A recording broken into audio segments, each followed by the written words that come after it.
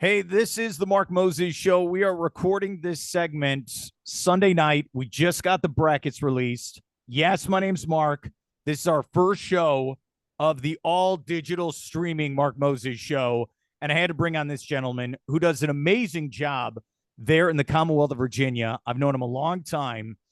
He is Chris Graham with the Augusta Free Press. And I just want to say this. He actually covers college basketball, not like everyone else, including myself. Chris, how you doing today, buddy? I am honored to be the first guest on the new digital era of the Mark Moses Show. I first met you in 2010. We were at the football stadium there at UVA in Charlottesville, Scott Stadium.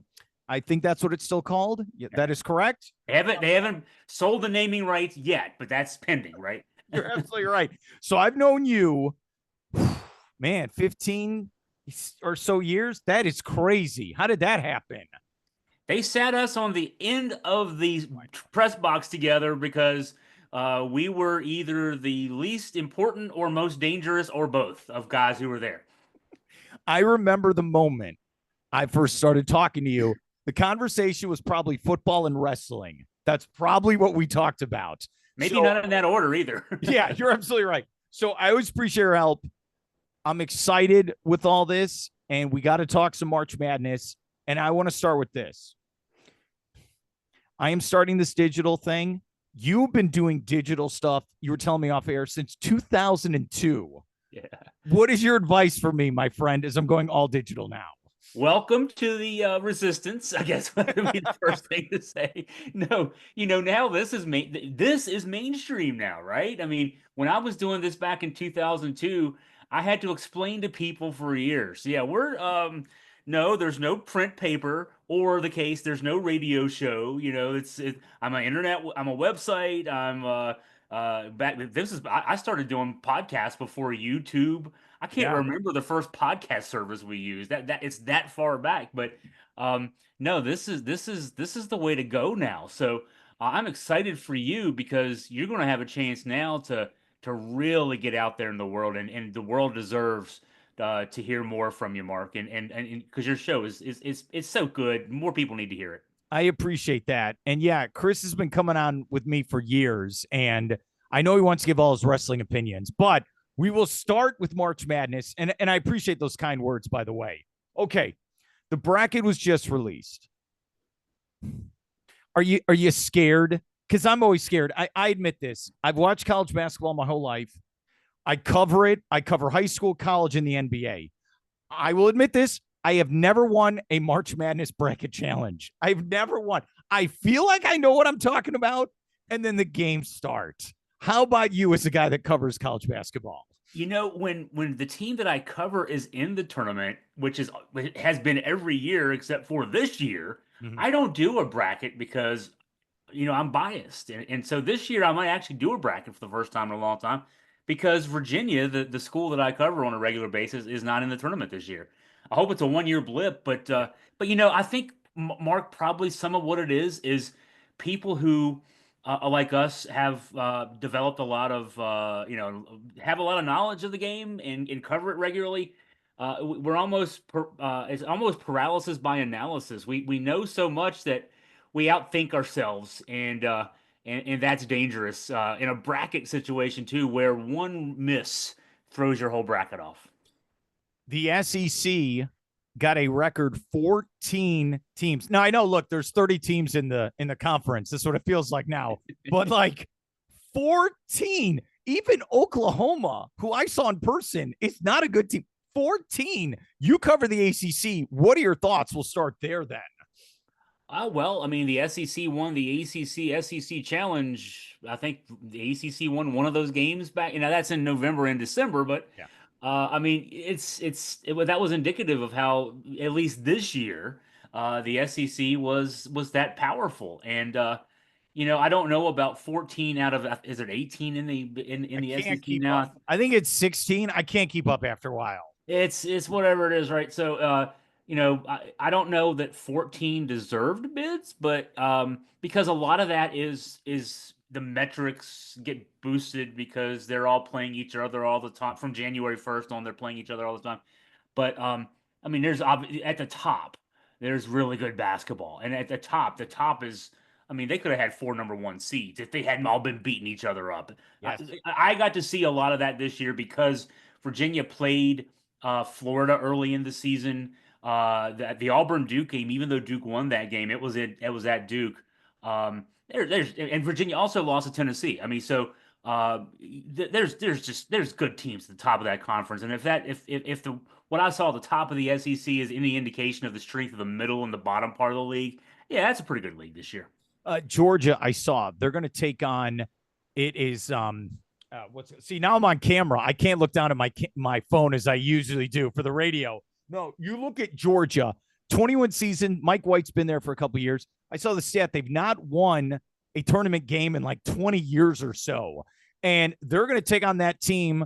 I think from Spokane, Washington, who's They gone. are. Yeah. Yeah. So what have they gone? Gonzaga's gone to what 26 in a row to the Yeah. tournament.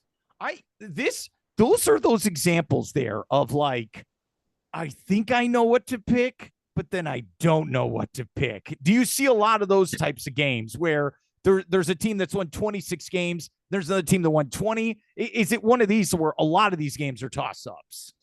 I think a lot are because I'm going to quibble, with the tournament selection committee in terms of some of its seedings, and I'm not going to do this for every one of the 68 teams, but I'm just looking at the teams both in the ACC and then some of our local teams here in Virginia, Hmm. and just looking at the seedings. For example, Louisville is in an 8-9 game. They're opposite Auburn, in the Auburn's region there. Louisville is seeded eighth. Louisville's metric rankings suggest they should have been seeded fifth. So who's that unfair to? Is that unfair to Louisville, or is it unfair to Auburn if they've got to play them in the second round? I think it's unfair to Auburn that they might have to play a team that should be a Sweet 16 opponent for them in the second round. So, VCU, another school that I cover here, but in my backyard, also because the VCU head coach Ryan Odom is rumored to be the top candidate for the open Virginia job. VCU is an 11 seed. Their metrics suggest they should have been an 8 or a 9 seed. So again, who's that unfair to, them or in the case of BYU, the number 6 seed opposite VCU in that 6-11 game? Is it unfair to BYU that they've got to play a team that's probably underseeded? So yeah, there's going to be a lot of that going on. And if you're out there, okay, if you're picking your brackets, if you're betting, I suggest go do the kind of things that I do, which is go to all those metrics. There's like 8 or 9 really good metrics out there, and figure out where the NCAA got it wrong, and that's where you might find your upsets. Okay, the team I cover, the Florida Gators, 30 wins. 30 wins and their first SEC tournament championship since 2014. And the last time they were a number 1 seed was 2014. That was the Final Four team. Patrick Young, Chioza, love that team. I really do. I like this team, and I said this after I saw him in person. And we're here with Chris Graham. I still think I'm doing the radio. I got to reset, even though they can see your name. So we're here with Chris Graham, Augusta Free Press. I like the Gators, and you look at this run they've gone on, beating Auburn, beating Bama, beating Missouri, beating Tennessee multiple times. They have the best resume, I think, of anyone. I know you're going to get to Duke in a second, but I think Florida, I'm going to be a homer. They have an amazing resume, and they deserve to be a number 1 seed. But at the same time, it's what you just said. There's a part of me, okay, that's great and all, but all right, that's regular season. None of that matters now. You got to go win 6 games. Is that how you look at it now that we're here for the actual tournament? And I'm looking at so Duke won its last 2 games in Charlotte without Cooper Flag. Yes. And no one would have thought they would still be a 1 seed if they had lost either of those 2 games, because you could have written it off to say, oh, okay, well, they lost to Carolina in the semis or to Louisville in the final because their best player, the ACC Player of the Year, was out of the lineup. I'm starting to think maybe Cooper Flag shouldn't have been the ACC Player of the Year. How can you be the MVP when your team still goes out? They led Carolina by 24 in the second half. Yes, Carolina rallied and made it a close game at the end. They dominated Louisville in the championship game last night. This Duke team, they learned something about themselves, which is if Cooper Flag gets in foul trouble, they can still go out and win a game because they won 2 whole games against 2 tournament teams without him. I think that should scare the rest of the field. Yeah, Florida's great. I mean, I love Walter Clayton. Virginia played Florida back-to-back years.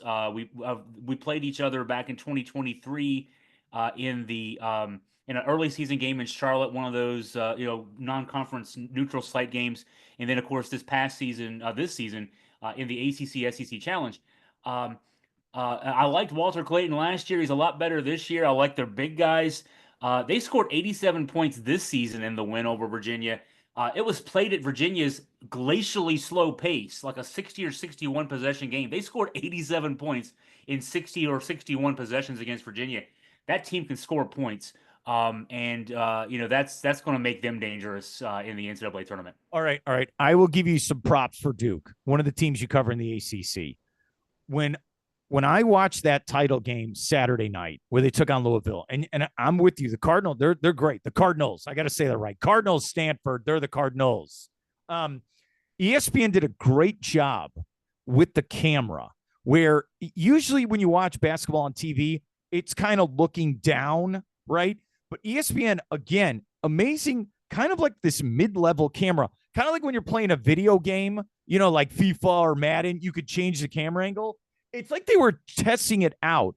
So right at tip, first 3 minutes of the game, you could see the height and the athleticism of Duke. They are big, right? And Louisville had no angles to the basket. There was no, I always talk about the windows that are being open. Nothing was open for Louisville. Every shot was contested and they had problems. And I think Duke is fantastic. And you know what? I'm going to give credit to John Shire. I mean, we were just talking about Todd Golden at Florida and how great of a team they are now in year 3. You look at Shire taking over for Coach K and what he's done. And I mean, another 30-win team. And I heard Dickie V say this. He's won over 80 games so far there at Duke. It's incredible, dude. He's not missed a beat. And I got to give him props. He's from the Chicagoland area, and he's also part of the tribe. So he gets special love from me on that, Chris. He does. Duke's fantastic. I think Duke's number 1. I think the Gators are 2.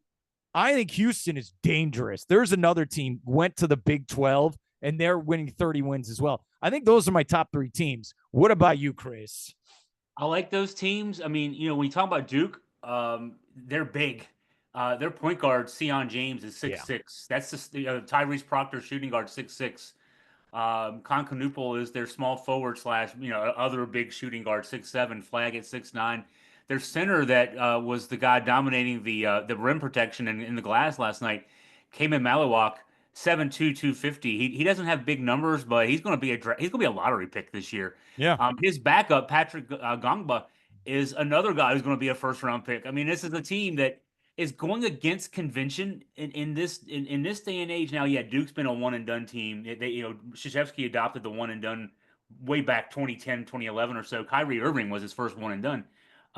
But in this day and age now, you're supposed to have seniors, 5th year seniors, 6th year seniors, and you have 24-year-old guys out there playing against the young guys.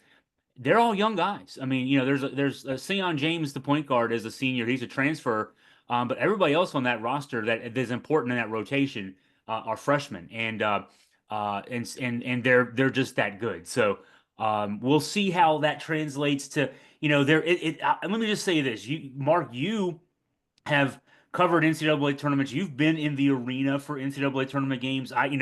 Me for many years, I've been doing this. This will be the first year in a while that I haven't been to an NCAA tournament game. Especially when there's expectations for your team, the pressure of one and done is immense. I mean, just sitting there as someone who writes about a team is rooting. I mean, Virginia's my alma mater, so I'm also rooting for them. The pressure of those games is so much that you can't tell somebody how much pressure it is until you're sitting in that environment. I can't imagine what it's like to play in that environment.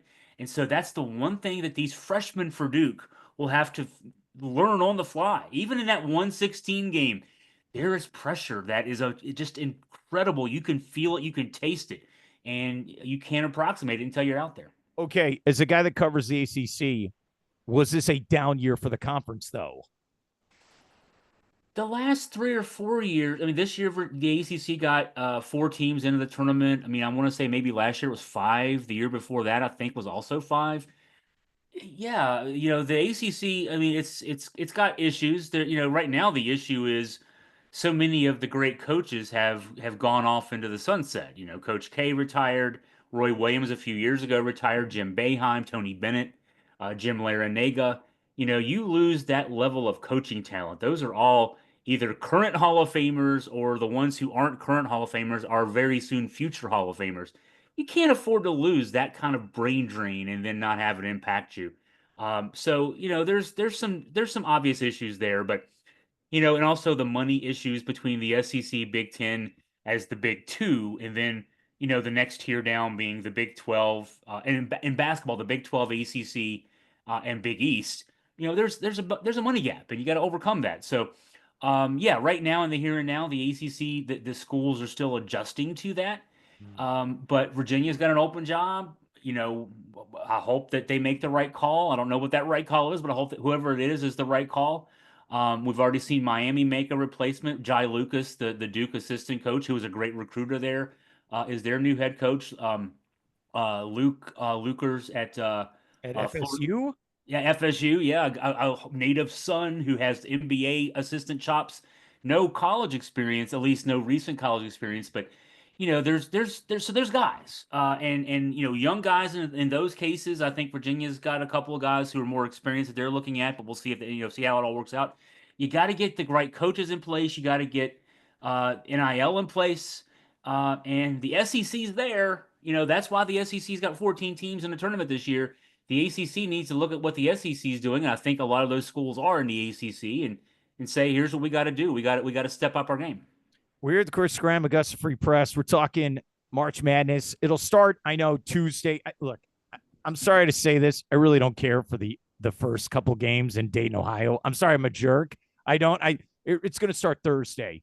By the way, I was at the first four last year. Virginia was in a first four game last year. See, this is why you're a gamer, Chris, because you've been to the Final Four. You've been to Dayton, Ohio for the first four. You've been to Greensboro. So let's just say it's for the ACC tournament. You've been to Greensboro. You've been to Madison Square Garden, where it had no business being there, by the way, like none. You were in Orlando when they lost on the crazy shot at the end, right? Yes. Yeah. Was that 2 years ago? 2 years ago. Yeah. 2 springs ago. Yep. Yeah. This was so funny for our listeners. So, or viewers. See, I gotta make sure I say that right. So you're like, hey, I'm going to be at the Amway Center, which is now the Kia Center there for the Orlando Magic. You're like, come on, we'll hang out. Virginia's probably going to win 2 games. I'm like, yeah, all right. And they lose that first game. I'm sorry, man. Thursday. Then Saturday, you're like, well, I have the whole day free. So, and then we hung out and had a good time. We did. And the restaurant we ate at is now closed down. I'm sorry to tell you. 2 years ago. How does that happen? They changed the name of the arena. It makes no sense. It's crazy to think about how time flies like that. Here's what I want to ask you. So I've had this thing all season where you were just bringing up the older guys are retiring. And I always bring up the no country for old men. Get out of the way, old man. And a guy like Todd Golden at Florida. This is a young guy, early 30s. He's hungry. He understands the transfer portal. He gets NIL. He built it up. And I go, yes, it's a young man's game. But then you got Rick Pitino showing up at St. John's. What is Bruce Pearl at Auburn? So maybe I don't know what I'm talking about. How about you, Chris? Virginia played St. John's this year too. I think we played all the good teams this year. Yeah, you do. You're the sacrificial lamb to get people. Maybe I should use that insight. They every one of them beat Virginia by at least 18 points this year. So it wasn't like Virginia played them well, but no, Pitino and Rick Barnes. Don't forget Rick Barnes. I mean, I'm writing about this Virginia coach search. Rick Barnes in 1990, when Virginia's then legendary coach Terry Holland retired abruptly at the age of 49, Rick Barnes took the job at Virginia. He was a Providence coach. He took the job at Virginia. He agreed to it verbally, and then as he's getting on the plane to come to Virginia to sign the contract and go for the press conference to say I'm here, I'm your coach, he changed his mind. That was 35 years ago. He's still coaching. most of the people he beat out for that job are either retired or dead. And he's still out and not just coaching, but coaching well. So, yeah, That's there's great the to young hear. guys who are hungry, and then there's the old guys who know how to do what they need to do. Pitino can coach. I look, some of the things off the court, I don't want to get into. But if you're just talking, can this guy coach basketball? Yes. I'm going to give Pitino his flowers. I was on another show, and I'm going to ask you this question. So I'm on this other show, and it was based on New York, and they just wanted my thoughts on St. John's, by the way, the whole time. So they were going over Mount Rushmore. And I said, all right, if you go over the names, John Wooden, I mean, the GOAT, if you want to put it that way, John Wooden, Coach K. You could go multiple people who coached at North Carolina. You know what I mean? Dean Smith, Roy Williams, Yeah. all those. Jim Boeheim. I mean, Calipari's up there. I just and you look at what Pitino's done. I mean, they have not won a conference in 40 years. And I get NIL help. 40 years. And now he has them back. Are those, am I missing any names there for the Mount Rushmore then? Well, what's interesting about Patino, okay, so you could say he's done it with NIL. Everybody else has the same access to, Yeah. I mean, theoretically has the same access to do that that he does. Reading about this year's team, though, I mean, he's the guy that back in the '80s with Providence decided here's how I'm going to take advantage of the game. There was a new at that point new 3-point line, and so he had his team shoot more 3-pointers on an order of magnitude more than anybody else in the '80s. He just had his guys throwing up threes because he was an early a guy with metrics saying the more threes we make, the more we're going to win these games with less talent, and he did that with Providence, took him to a Final Four, and then that set him off. He got all these other great jobs as a result. This year he's got this roster recruited through NIL. He got all these guys, and he talked about how he gets these guys, and he's going through his regular drills that he does in the preseason to see what they can do. And he realizes I don't have a 3-point shooting team. There's nobody on this team that can shoot threes the way I want them to. Full circle. Yeah. So he decides what we're going to do is I've got guys who can attack the paint, though. We're going to attack the paint. We're not going to shoot threes, and we're going to play relentless defense. And back when Virginia played St. John's, we were still 3-0. We had beaten Villanova, and that seemed like an impressive win. And then St. John's was a buzzsaw. I mean, it was like watching a varsity team play against the eighth grade team. The way they would just come up and take the ball away from guys. It felt like, they were just the big kids beating up on the little kids. And that's what he's done. I can't win the way I want to, so I'm going to win this way this year. That's the mark of a good coach. He doesn't just coach to a system, he can adapt. He's 71 or 72 years old. He's been winning a certain way for 40 years, and he adapts this year and does that. That's the sign of a coach right there. All right, let's end with this. Even though we've made absolutely no picks, we've done. We're TV producers. We're coming up with all the storylines for the tournament. That's what we've done over the last 30 minutes or so.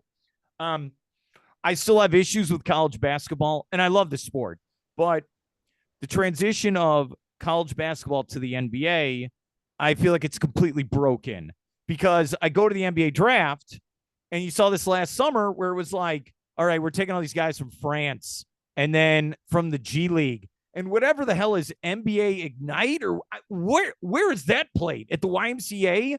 Who are these people?